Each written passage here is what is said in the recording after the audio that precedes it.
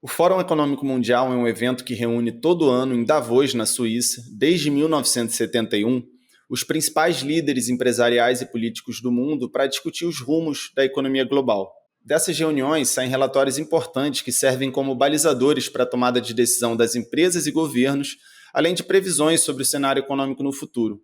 Não à toa, esse é o terceiro ano seguido que a gente faz um episódio especial para você sobre os destaques desse evento. As discussões dessa edição, que aconteceu entre os dias 20 e 24 de janeiro, com o tema Colaboração para a Era da Inteligência, foram dominadas pelo retorno do Donald Trump como presidente dos Estados Unidos, e o seu discurso no evento marcou pontos importantes sobre os caminhos da geopolítica global, como, por exemplo, a saída, mais uma vez, dos Estados Unidos do Acordo de Paris, tratado internacional que tem como objetivo reduzir as emissões de gases de efeito estufa para conter o avanço das mudanças climáticas, e a intensificação da exploração de combustíveis fósseis no país, com o objetivo de baratear o preço do petróleo e diminuir a pressão inflacionária, portanto, juros no mundo todo. Outro ponto importante é a intenção de transformar os Estados Unidos na capital mundial da inteligência artificial e criptomoedas. Vale lembrar que isso acontece no mesmo mês que uma inteligência artificial chinesa de código aberto, a DeepSeek, abalou os mercados americanos com a promessa de uma ferramenta mais barata e eficiente do que os modelos atuais.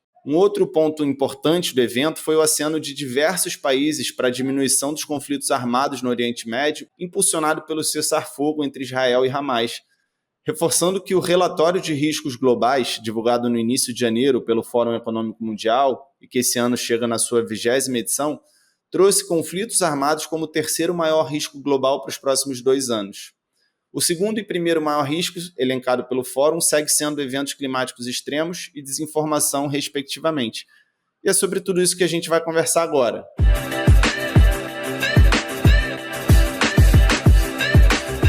Fala pessoal, eu sou Yuri Campos e estou aqui com a Isabela Petrocílio, pesquisadora do Lab de Tendências, que sempre me acompanha nos episódios sobre o Fórum Econômico Mundial e tantos outros, e a CEO da Oxygen, uma startup focada em curadoria de tendências para pessoas e organizações, que estava lá em Davos sentindo todo o clima da cidade numa programação paralela ao fórum, sobre a qual ela vai contar bastante também para a gente daqui a pouco.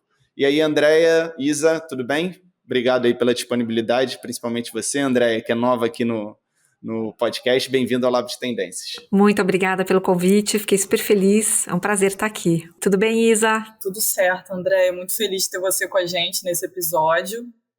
E só para a gente, antes de começar aqui o papo mesmo, também fazer algumas considerações aqui sobre o fórum, né? Acho que falar do fórum sempre pede uma contextualização também do nosso cenário de mundo atual.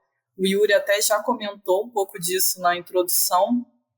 E no evento desse ano se discutiu que a gente está começando uma nova ordem mundial, que não se sabe bem como que ela vai ser. Isso até por conta das incertezas em relação ao panorama que a gente tem hoje. E esse ano a gente está começando, né, vai ser um ponto de virada aí para o início dessa nova ordem. E a gente começa o 2025 testemunhando a continuação desses grandes conflitos armados, né? Rússia e Ucrânia, guerra civil no Sudão, guerra de Gaza, tem as crises políticas no Haiti, na Somália, na Coreia do Sul. E esses movimentos, a gente sabe que tem grande impacto nas cadeias de suprimentos globais, que é um dos temas de interesse do evento. E outra pauta central também é a tecnologia, que o Yuri já comentou aí do caso da DeepSeek, e tem também a questão da cibersegurança, que está muito bem ilustrada no caso do TikTok, que passa aí por um suspense se vai ou não ser encerrada, né, suas operações nos Estados Unidos por conta da coleta de dados norte-americanos aí por um aplicativo chinês. Então, traz mais uma camada aí nessa discussão também.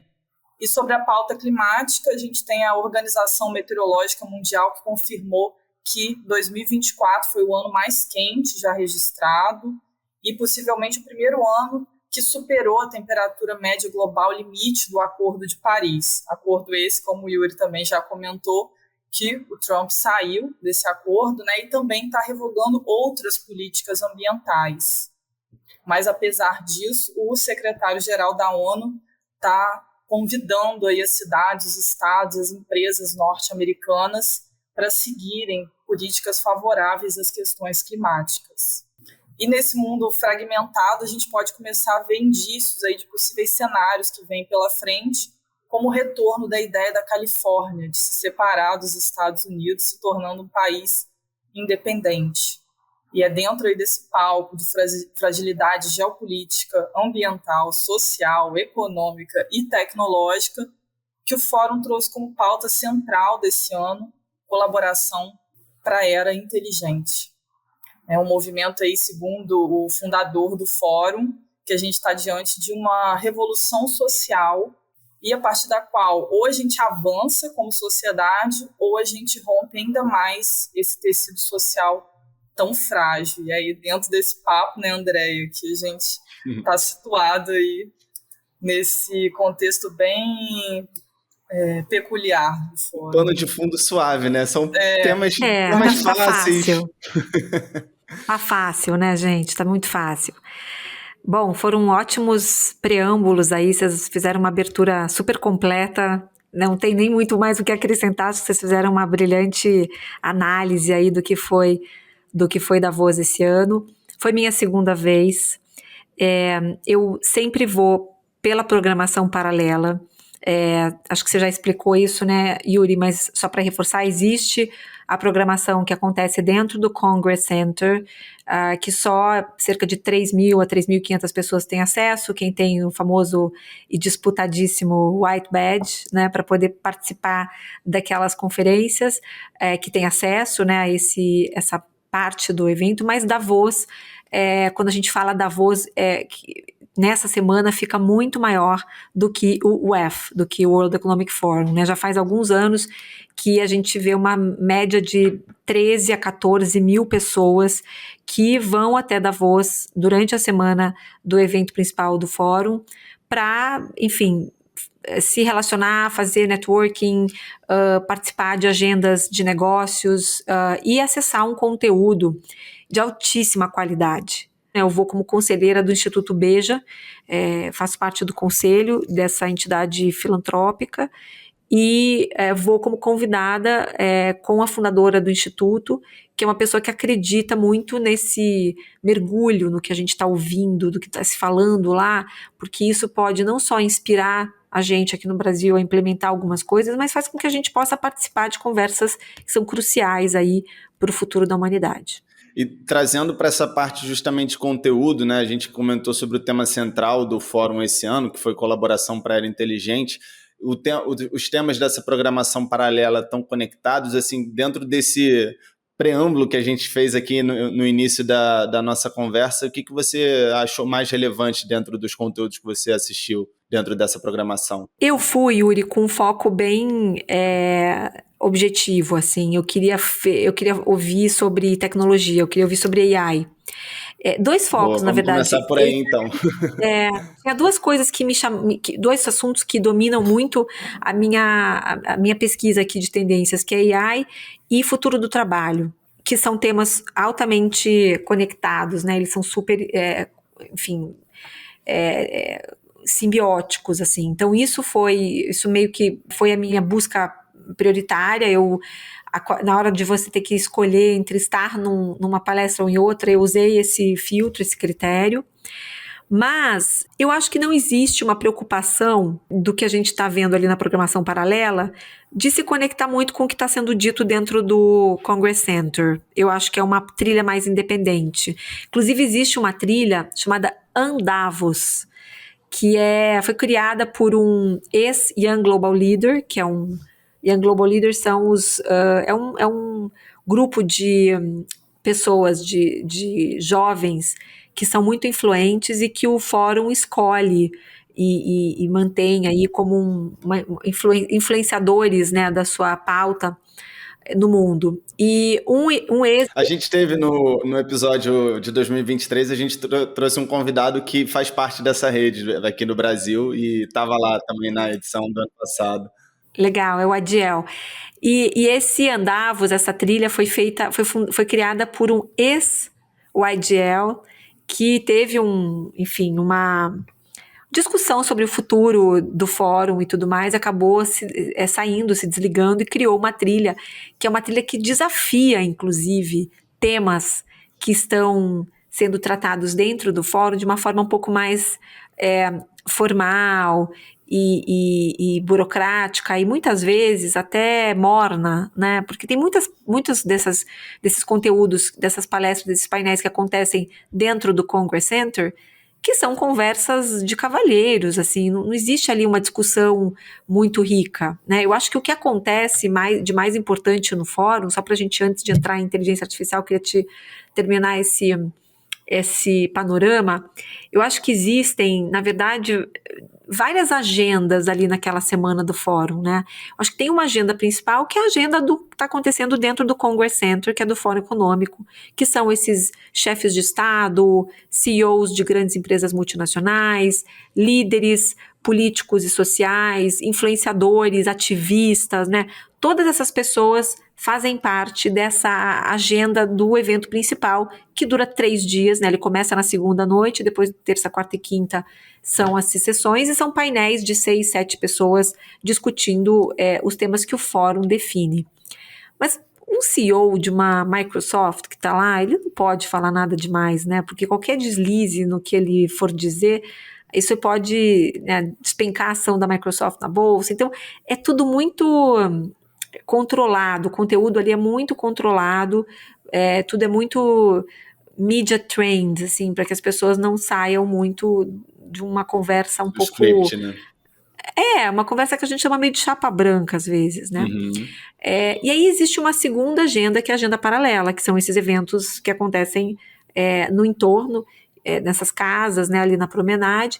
E tem uma terceira agenda, que essa a gente não vê, que essa é a verdadeira razão de existir do fórum, né? Porque essa agenda que está no fórum principal, lá no Congress Center, essa inclusive é transmitida online no site do F. Você pode estar aqui no conforto da sua casa e assistir esses painéis ao vivo. Eles são transmitidos em tempo real e depois ficam até gravados na plataforma. Então você pode assistir tudo que foi conversado lá.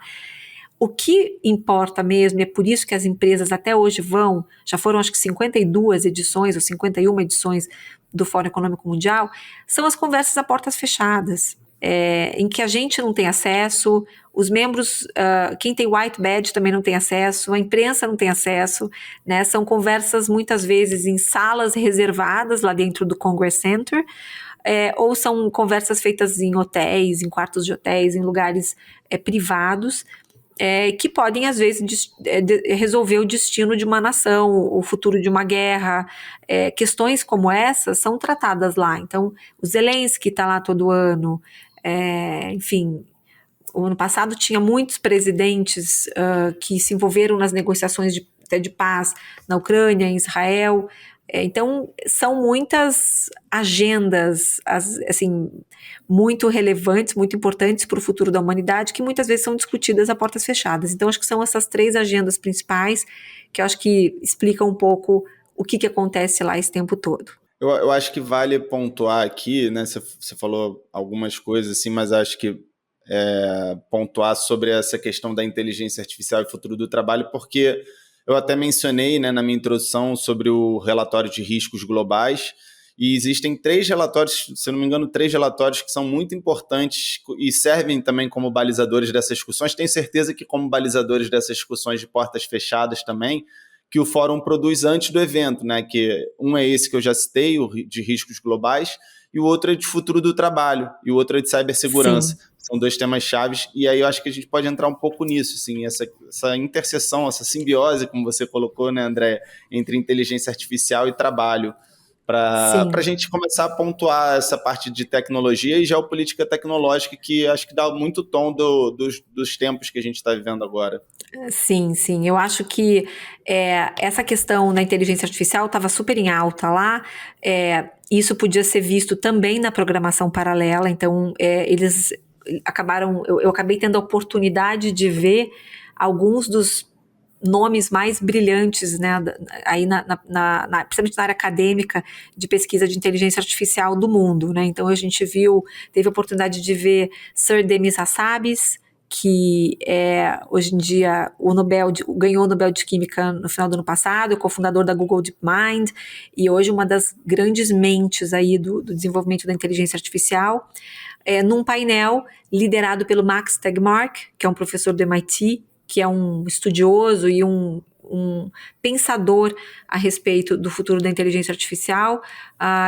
Yoshua Bengio também, que é o cientista mais publicado hoje no mundo, todos no mesmo painel, no mesmo palco. Então, assim, realmente foi um privilégio, foi muito, muito maravilhoso. E o que eles falaram? É engraçado, eu acho que teve duas vertentes, assim, dois vieses lá em Davos, né? A gente teve, eu vi o Dario Amodei, que é o CEO da Anthropic, numa outra palestra, numa entrevista com a Joanna Stern, que é do Wall Street Journal, vi Kevin Will, que é o CPO da OpenAI, e são pessoas que estão, obviamente, ligadas à iniciativa privada, né? Então, estão mais preocupadas em falar sobre as maravilhas que a inteligência artificial vai fazer pela humanidade, né? Toda a produtividade que ela vai destravar, a riqueza que ela vai destravar, que a gente vai poder, enfim, estamos entrando no ano dos agentes, né? O assunto agentes é um assunto muito forte, em que a gente vai poder delegar uma tarefa para uma inteligência artificial e essa tarefa vai ser totalmente desenvolvida por ela, então reservar hotel, pegar o seu cartão de crédito, fazer o pagamento, depois colocar a reserva na sua agenda, tudo isso vai ser feito provavelmente ainda esse ano, né? E para o ano que vem a gente está olhando para os sistemas de agentes, em que a gente não vai ter só um, a gente vai ter times inteiros de agentes que se falam e resolvem problemas de forma que a gente vai ter realmente, vai dar um salto em termos de produtividade e de capacidade, né, de entrega. Essas conversas, sempre exaltando, né, o lado positivo da tecnologia, elas vêm sempre mais dessas pessoas que estão à frente de empresas que têm fins lucrativos, né? Então, sempre tentando sempre importante fazer mostrar essa ressalva. E aí você tem um outro lado, que é o Max Tegmark, o Demis Hassabis, que apesar de estar no Google, vem da Google DeepMind, então ele tem um background super acadêmico, e o Yoshua Bengio, por exemplo, que tem um olhar muito mais cauteloso com relação à inteligência artificial, e passam, né, o tempo deles tentando alertar as pessoas, principalmente os líderes que estavam lá, CEOs e chefes de Estado, líderes políticos, para os riscos que a gente vai correr na medida em que a corrida pela aceleração da inteligência artificial está atropelando regulações necessárias, né? Não está se fazendo, ninguém está conseguindo regular a tempo, né?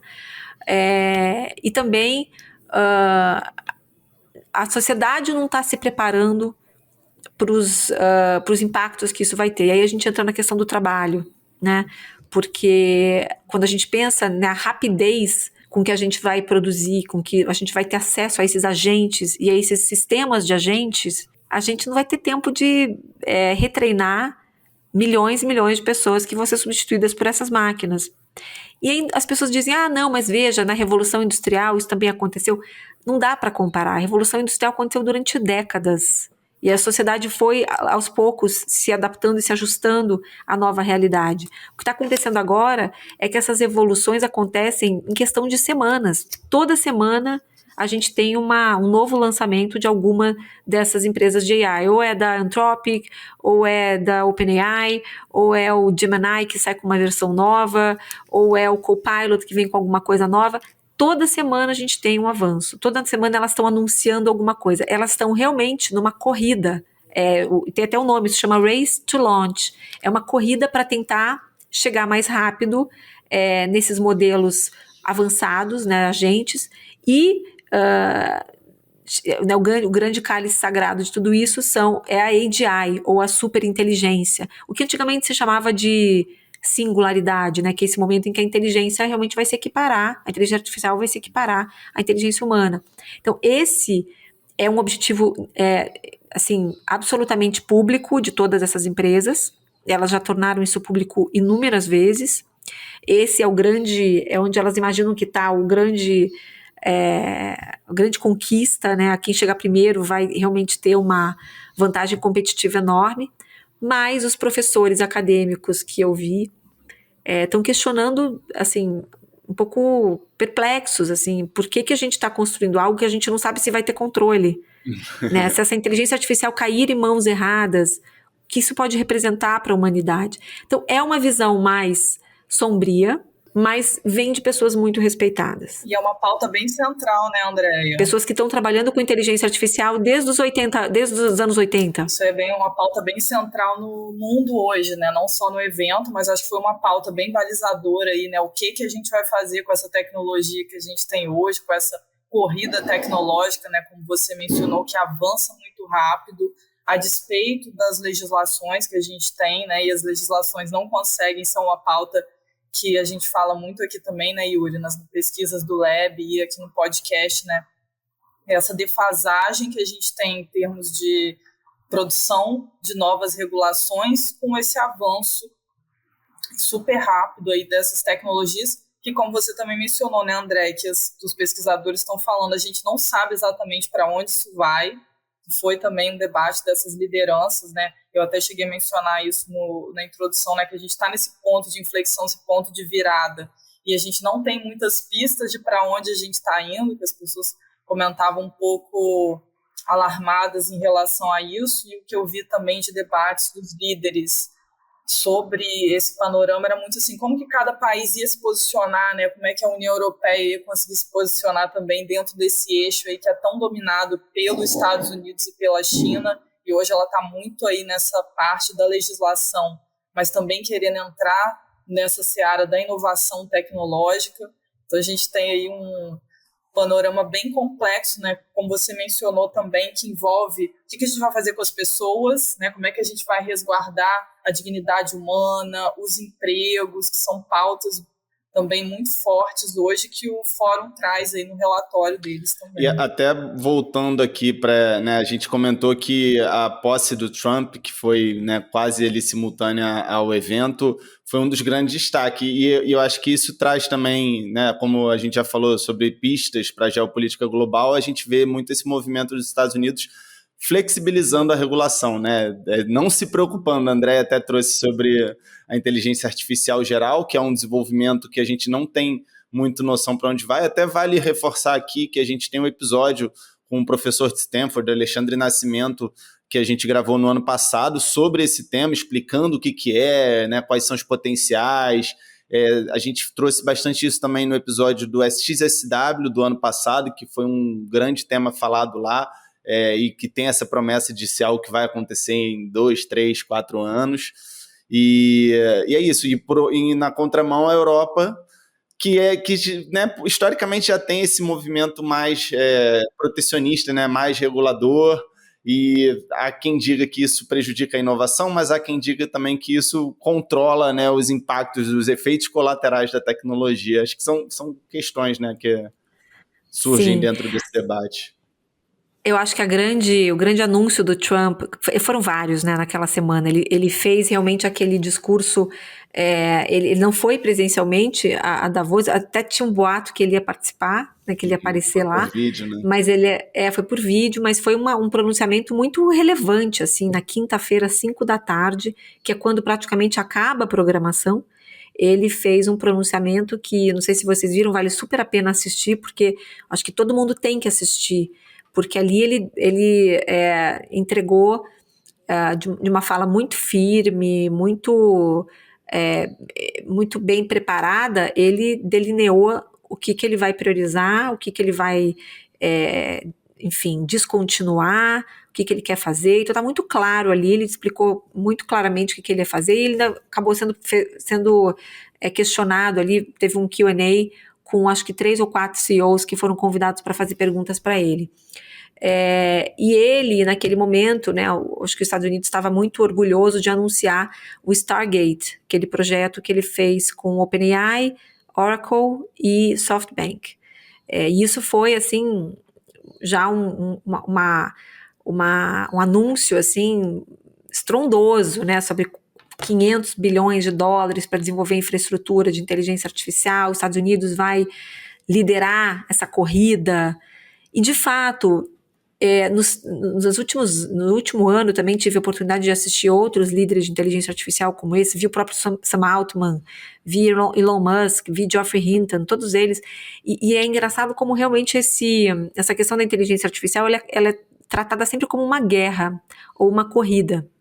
E em Davos, a maioria das vezes que principalmente as empresas que estavam, os líderes das empresas ligadas, né, as empresas privadas que estão acelerando a inteligência artificial, eles sempre usavam o argumento de que eles estavam em guerra, essa era uma guerra que os Estados Unidos precisava ganhar para não ficar para trás da China. Segurança nacional, né?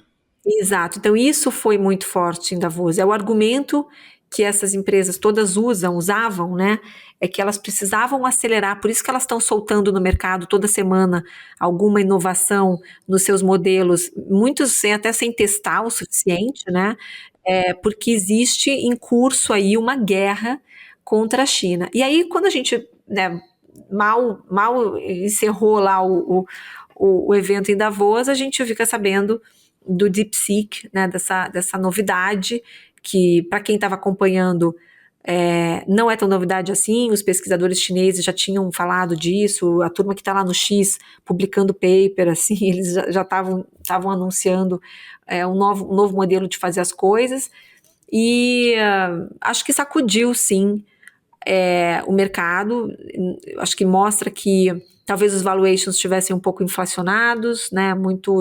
Essas empresas recebendo rodadas de investimento no valuation muito alto, porque o entendimento era de que o investimento para uma empresa como essa, como uma OpenAI, como uma Anthropic, é muito alto para conseguir ficar continuar sendo uma empresa de ponta. E acho que agora talvez haja um momento de reavaliação do que realmente custa fazer isso, né? Acho que não é nem sobre o DeepSeek em si, ele inclusive já está sendo ameaçado de ser banido nos Estados Unidos, obviamente, porque uma empresa que estava banindo o TikTok, que era um app de entretenimento, vai deixar um DeepSeek entrar, né? Estava na cara que isso ia acontecer. E eu acho que agora é cedo ainda para a gente avaliar o que vem pela frente. Eu acho só que a gente precisa levar a gente precisa acompanhar muito de perto e se envolver nas questões relacionadas à inteligência artificial como sociedade, né, como sociedade civil organizada, como lideranças, porque eu adoro, não estou condenando essa tecnologia não, inclusive eu assino todos, eu faço um mix aqui no meu trabalho de Claude, de OpenAI, de Perplexity, não se trata disso. A questão é que a gente ter consciência do impacto que isso vai ter na sociedade, para as próximas gerações principalmente, né? Hoje a gente está vendo uma geração aí de jovens de 22, 23, 24 anos que está se formando em profissões tradicionais, economia, direito, e não vai conseguir entrar no mercado de trabalho. Porque essas posições de entrada, um analista júnior, um estagiário, um trainee, essas posições desempenham funções que são facilmente desenvolvidas pela inteligência artificial, né? Antigamente você pedia para um estagiário preparar um PPT, colocar lá alguns bullets, resumir um texto, isso tudo hoje a inteligência artificial faz. Então hoje para um jovem entrar no ambiente de trabalho, no mundo do trabalho, vai ser muito difícil, porque ele está competindo, ele não tem ainda tanto repertório, ele não tem ainda tanta coisa para trazer para a mesa, então ele está competindo com alguém que faz o trabalho dele com custo ínfimo e 24/7. Então, acho que essa é uma questão bem importante para a gente pensar, e com a entrada dos agentes e dos sistemas de agente, isso vai ser, assim, provavelmente uma loucura nas empresas, porque a gente vive num sistema capitalista, né?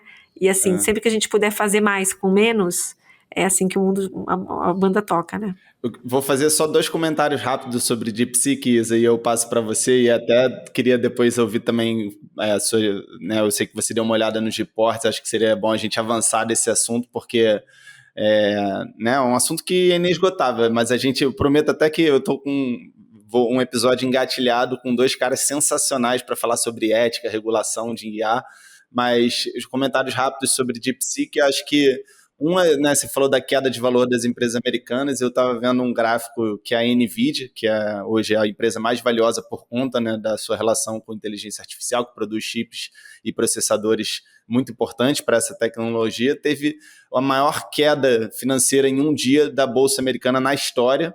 Também teve a segunda, terceira, quarta maior queda em períodos diferentes, porque é realmente um negócio que está altamente inflacionado, né? Tá muito valorizado, porque tem essa perspectiva do que pode vir a ser.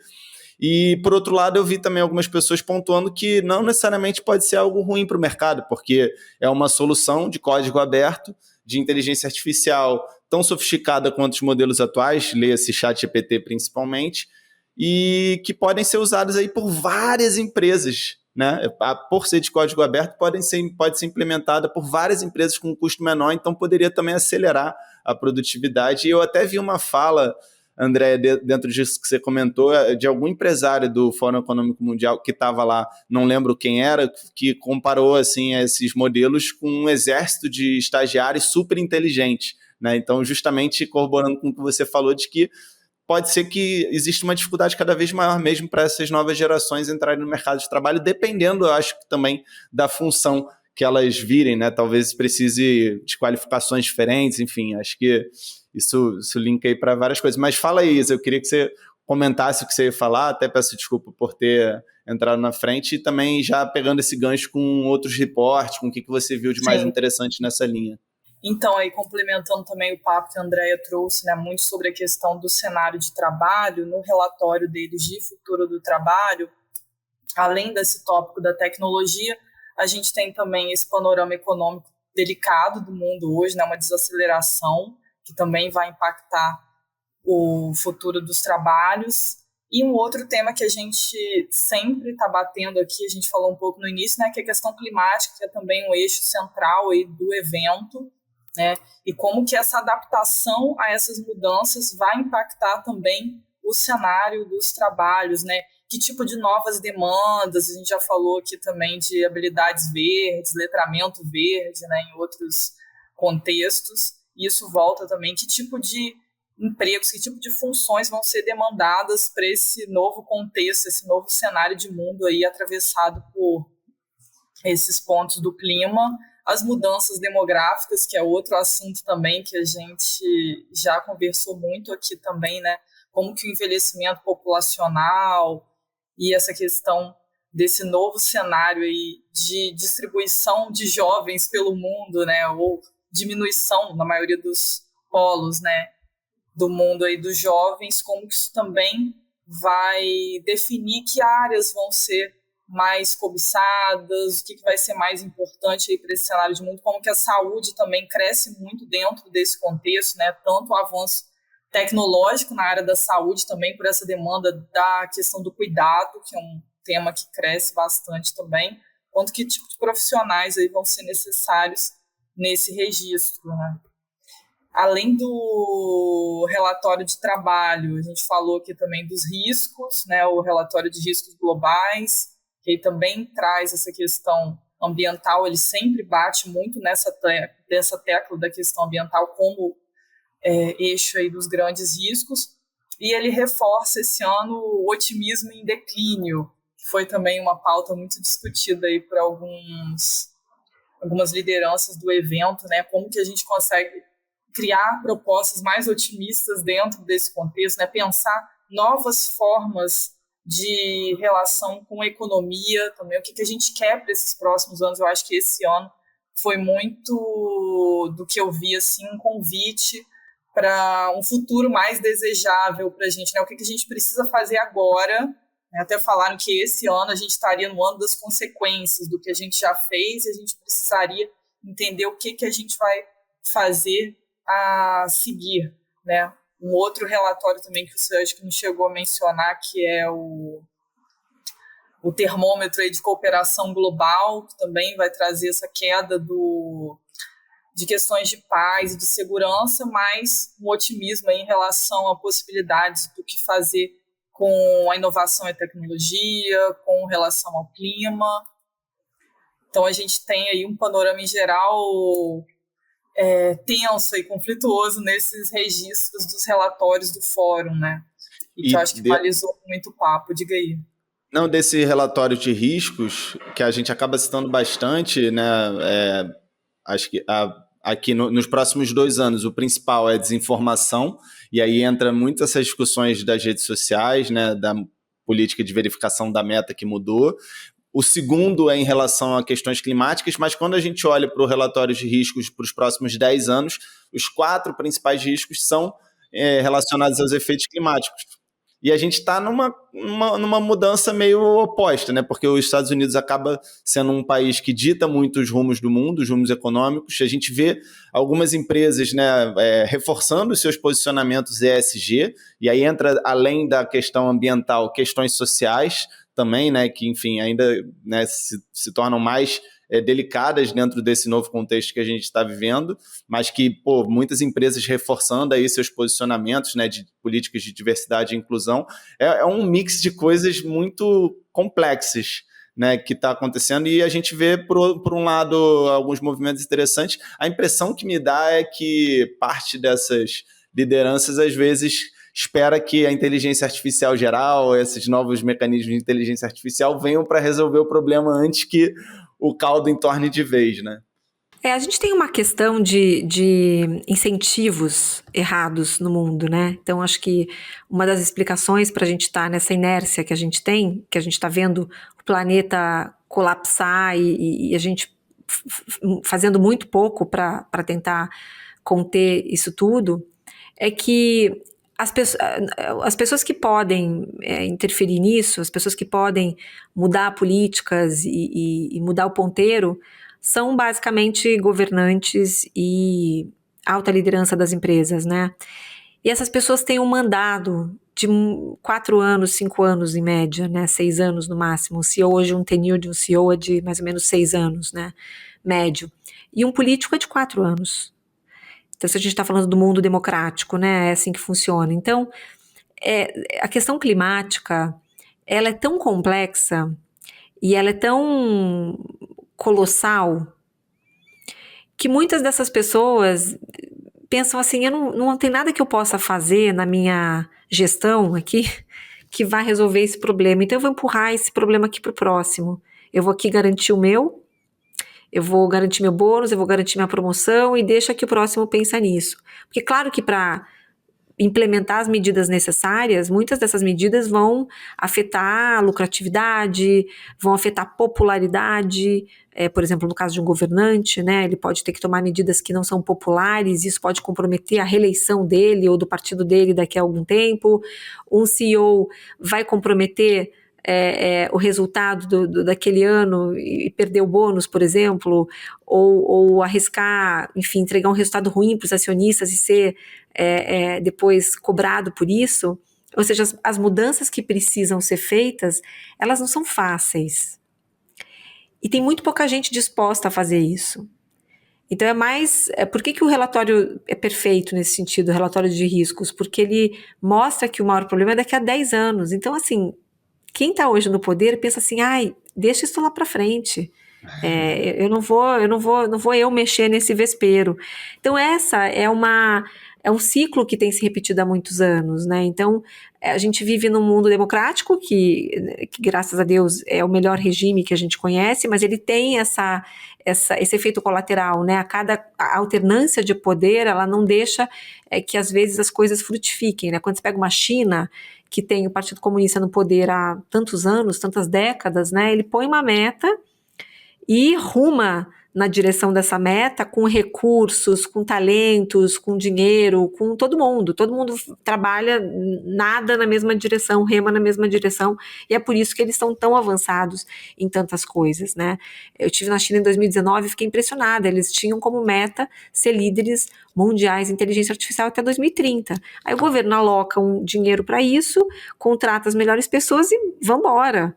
E em 2030 eles vão ser, não tem dúvida nenhuma disso, né? Os Estados Unidos está sempre tentando pautar esse mercado, priorizar essa agenda, mas não era uma agenda prioritária do Biden. De fato não era, ele estava preocupado com outras coisas. Agora para o Trump talvez seja isso, né? Então assim, o Trump agora precisa de dinheiro para executar tudo isso que ele quer executar, né? E ele tem uma janela de 2 anos.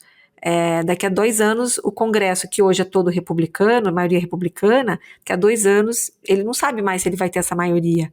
Então, tudo que ele precisa aprovar, essas medidas bem impopulares, ele precisa aprovar a toque de caixa. Por isso que ele está lá. A gente está assistindo quase que um reality show, né? Ele senta lá no salão oval e fica canetando um monte de ordem executiva, porque isso gera, né, esse engajamento dos fãs e tal. E ele está avançando tudo isso muito rápido porque ele tem essa janela de oportunidade. Ele precisa aprovar tudo isso enquanto ele tem a maioria no Congresso. Então, isso está fazendo com que ele solte essas coisas todas super impopulares. Agora, ele quer ocupar Gaza, né? Quer dizer, cada semana é uma novidade, assim, nesses seus ímpetos imperialistas, né? Já teve a Groenlândia, já teve o Canadá, agora é Gaza. E eu acho que o mundo está um pouco inerte, né? A Europa, por exemplo, a gente viu muito no fórum esse ano, uma queixa dos próprios líderes dos países europeus que a União Europeia não tem uma Angela Merkel mais. Ela não tem uma líder ou um líder capaz de fazer frente ao Trump. Então, tá todo mundo um pouco acuado, e ele vem com aquele jeito truculento de ser, né? Ameaça, impõe tarifa e meio que manda quem pode, obedece quem tem juízo. Então ele está avançando e ele vai avançando cada vez mais. Ele tentou, o presidente da Colômbia tentou segurar o Trump, não deu certo, teve que baixar a cabeça e aceitar. Agora ele fez a mesma coisa com México e Canadá, conseguiram ali uma trégua de 1 mês para poder negociar tarifas com ele, e ele vai nessa toada. E isso vai provocar uma questão complexa de supply chain no mundo, né, suprimentos, para onde vai, para onde não vai, gera essa onda nacionalista muito forte, né, protecionista, que é ruim para a questão da imigração. A gente hoje tem uma quantidade absurda de refugiados no mundo, quase 100 milhões de refugiados, segundo alguns cálculos aí da ONU, de pessoas que estão sendo tendo que sair das suas cidades, das suas casas, não só por causa do clima, mas por causa das guerras. Então agora a gente está vendo essa questão do Trump em Gaza. Ele quer que os 2 milhões de palestinos que moram lá sejam absorvidos pelo Egito e Jordânia. Como é que a gente vai lidar? Essa é uma pauta global, né? Como é que a gente vai lidar com esses refugiados, tanto do clima quanto das guerras? Os países vão ter que colaborar de forma inteligente, como diz o fórum, para absorver essas pessoas. Só que no meio de tudo isso a gente vai ter esse desemprego, que provavelmente vai ser muito alto, cada vez mais alto, por conta da adoção de ferramentas de inteligência artificial. Porque claro que essas empresas geram novos empregos, contratam novas pessoas com novas habilidades, mas não na mesma velocidade com que essas pessoas vão perder suas posições. Eu ia fazer uma provocação, mas eu acho que você já respondeu, assim, em grande parte do banimento do TikTok, de questão de geopolítica, de inteligência artificial lá nos Estados Unidos, de crise econômica na Europa. Até você falou, né, sobre a Europa que não consegue se impor em relação a isso porque está em crise econômica, né? Você viu o PIB da Alemanha, que é o motor econômico da região, caindo, um desempenho financeiro, um desempenho econômico muito ruim.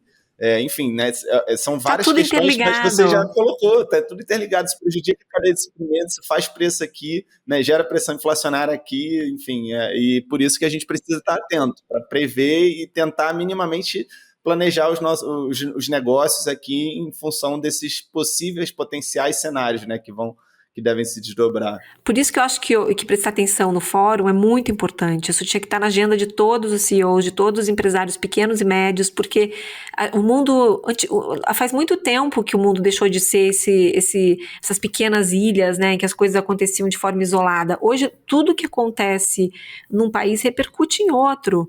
Então, entender onde estão as conexões, entender onde é que as coisas respingam, é muito importante. Então essa questão geopolítica agora, das tarifas do Trump, vai impactar no preço da batata que o dono do restaurante lá do Irajá vai pagar, né? A gente já tem exemplos, eu falo muito isso assim nas nossas palestras e tal. O preço do café, o preço do azeite, o preço do chocolate, tudo isso hoje subiu por causa da questão climática.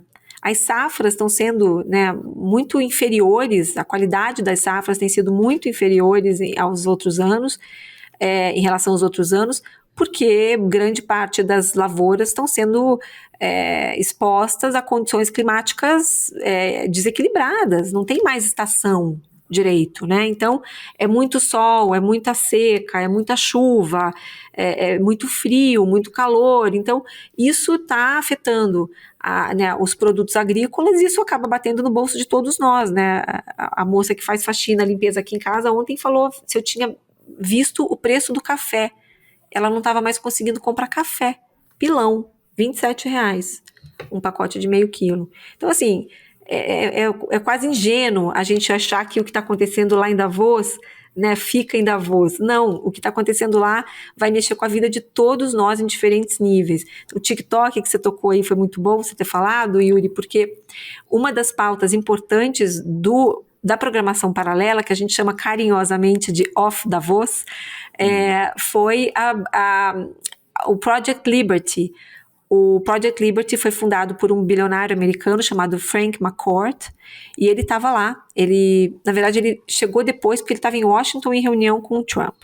E ele chegou depois e acabou fazendo várias conversas. Eu tive a oportunidade de assistir algumas e conversar pessoalmente com ele. Ele está tentando comprar o TikTok. Ele é uma das empresas que estão sendo avaliadas pelo Trump e pelo Musk para poder comprar o TikTok. E o que ele pretende fazer com o TikTok é muito interessante. Ele quer fazer um TikTok 2.0, todo em blockchain, descentralizado, e que pode inaugurar uma nova era nas redes sociais, que é algo que o Blue Sky está tentando fazer também, que é evitar que as redes sociais sejam comandadas por um CEO, né? Então ele decidir ao sabor ali dos seus humores, quem que deve ser banido, quem que não deve ser banido, quais assuntos que podem ser falados na plataforma, quais que não podem, porque hoje o que a gente tem é isso, tanto o X quanto o Meta, quem decide o que pode e o que não pode é o Mark Zuckerberg e o Elon Musk. Então acho que esse próximo momento nas redes vai trazer provavelmente esse movimento das redes descentralizadas. Só uma consideração aqui, primeiro reforçando o que a Andrea falou, que é uma coisa que a gente também gosta de reforçar aqui, que as coisas estão interligadas, é uma coisa que a gente bate muito também nos relatórios de tendência que a gente tem lançado, né? Não dá para pensar só em economia e não pensar em clima, ou só em clima, não pensar em economia, não pensar como é que está a dinâmica da cadeia de suprimento. O próprio fórum também, no relatório de cibersegurança, vai dizer como que essas questões estão impactando as cadeias de suprimento, como que a geopolítica dos países também está impactando esses riscos tecnológicos, né? Então é sempre importante a gente ter essa visão panorâmica aí dos acontecimentos e estar atento a esses movimentos. E só lembrando também, o governo brasileiro teve em Davos de novo esse ano, né? Mas com uma participação um pouco mais tímida do que ano passado. No passado ele chegou a contar também com a participação da Marina Silva, ministra do Meio Ambiente, né? Esse ano teve uma delegação menor, mas também reforçando aí o Brasil, que é um outro tema que a gente tem comentado aqui como essa referência aí na transição energética, que é uma pauta que a gente tem disseminado aí internacionalmente, uma possível porta de entrada também nossa nesses debates internacionais. Então, só essa ponderação para a gente lembrar também da presença do Brasil no evento. Esse ano com o ministro de Minas e Energia, né, Alexandre Silveira, Isso. E reforçando isso que você falou, né, botando sempre o Brasil nessa liderança global na transição energética, justamente por ser um dos países que tem as matrizes energéticas mais limpas do mundo. Mas, vamos ver o que o Trump vai deixar. Se o Trump vai deixar fazer isso, né? Porque ele está totalmente comprometido, já anunciou, já avisou que ele vai extrair todo o petróleo que está no solo dos Estados Unidos, porque ele precisa desse dinheiro, ele vai usar esse dinheiro, vai usar essa energia até a última gota. E sempre com esse ponto, né, de argumento de que é uma questão de segurança nacional, né, para dar esse senso de urgência. Isso vai atrasar, com certeza. A eletrificação das frotas, tudo isso vai ser muito atrasado. E é curioso, porque o Musk, se a gente pensar, né, o First Buddy ali, quase que um papel de vice-presidente, né? Ele tem um status aí quase de vice-presidente. Se você pensar na Tesla, né? A Tesla foi quem puxou essa agenda da eletrificação da frota automotiva, né?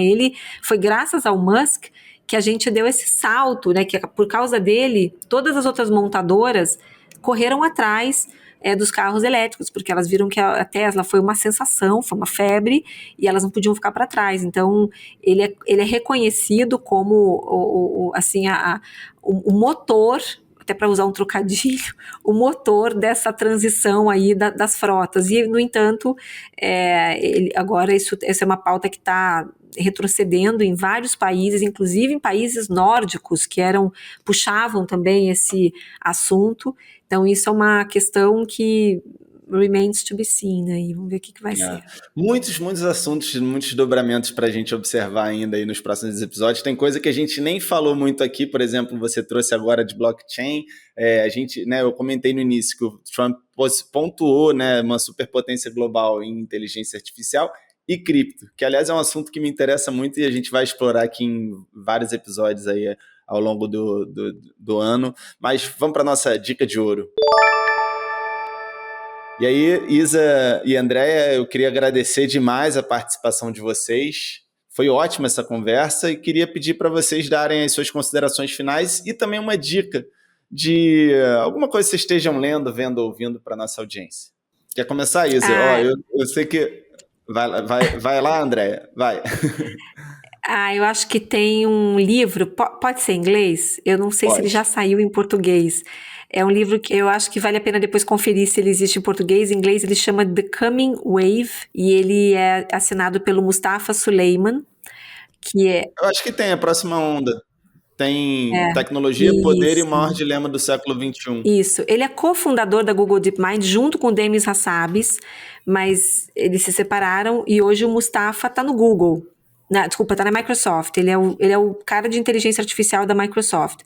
É um cara muito bacana, ele tem uma visão muito interessante, muito também comedida sobre a inteligência artificial. Ele acredita que ela deveria ser contida de alguma forma. Então, nesse livro ele faz um panorama sobre tudo isso. Eu acho que é um livro assim, que explica exatamente o que a gente precisa saber sobre as vantagens e os riscos da inteligência artificial.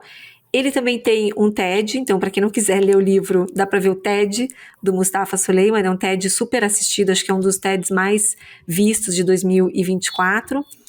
E junto com esse TED do Mustafa Suleyman, eu queria deixar uma outra dica, que é um outro TED do Johan Rockström, que é um sueco, que é um dos maiores cientistas do clima do mundo, e eu acho que é dele o TED mais visto do ano passado. Então, chama Johan Rockström. Ele estava em Davos também, inclusive ele foi a Davos. Boa. Ele fez uma apresentação parecida com a do TED, mostrando alguns gráficos e mostrando, de novo, a emergência do clima, mas muito baseada em dados, em estatística, e muito preocupante também. São 2 dicas que eu gostaria de dar. Boa, obrigado. A gente vai colocar todas essas referências num link aqui no episódio, então depois é só acessar quem tiver curiosidade para conferir esses conteúdos. Minhas dicas são Isa. O próprio site do fórum, né, a plataforma deles, que tem muito conteúdo. Então, para quem não...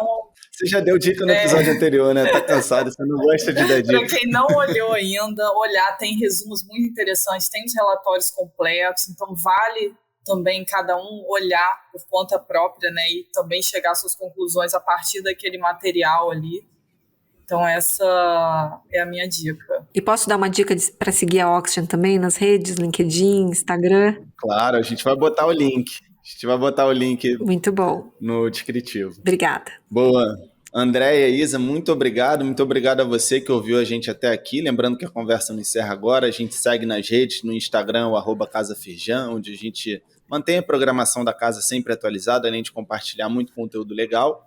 E não deixe de seguir esse programa na sua plataforma de áudio preferido para ficar sempre por dentro dos próximos episódios. Se gostou da conversa, por favor, dá uma avaliação de 5 estrelas, principalmente se estiver no Spotify. E lembrando que a gente está aqui quinzenalmente às quartas-feiras para falar sobre o que você precisa saber hoje para estar cada vez mais preparado para o futuro. Até o próximo episódio.